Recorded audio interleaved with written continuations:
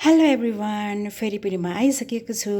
आज चाहिँ के को रेसिपी लिएर आइसकेको छु भन्दाखेरि काजु पनिर साथसाथै मटरको रेसिपी लिएर आइसकेको छु। अब हजुरहरूलाई म कसरी बनाउँछु भनेर म देखाउने छु।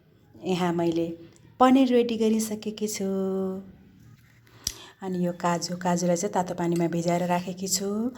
त्यसै गरी टमाटर लिएकी छु, मटर, खुर्सानी, यो धनिया हो, अनि यो प्याज, काजु, अनि यो लसुन र अदुवा, यो चाहिँ दालचिनी अनि सुकमेल र ल्वाङ लिएकी छु।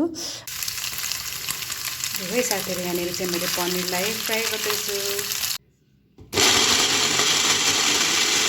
साथीहरू, मैले यहाँनिर टमाटर प्युरी रेडी गरिसकेकी छु।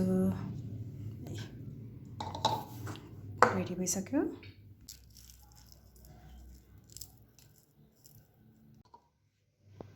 काजुको पेस्ट पनि रेडी भयो है साथीहरू। यहाँनिर चाहिँ म थोरै काजु फ्राई गर्दैछु।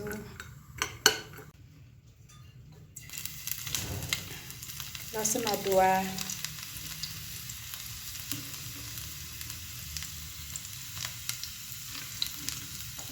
दालचिनी, सुकमेल, ल्वाङ,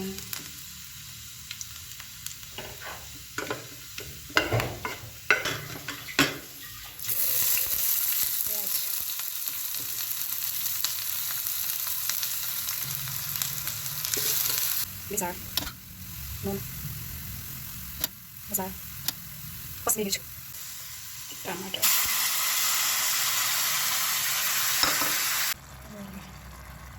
काजु,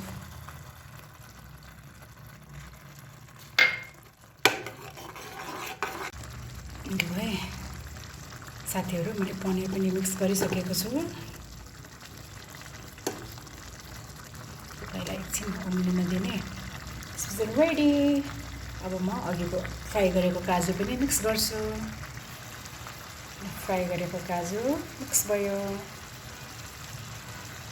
लु, आजको पनिर, काजु र मटरको रेसिपी रेडी भइसकेको छ साथीहरू।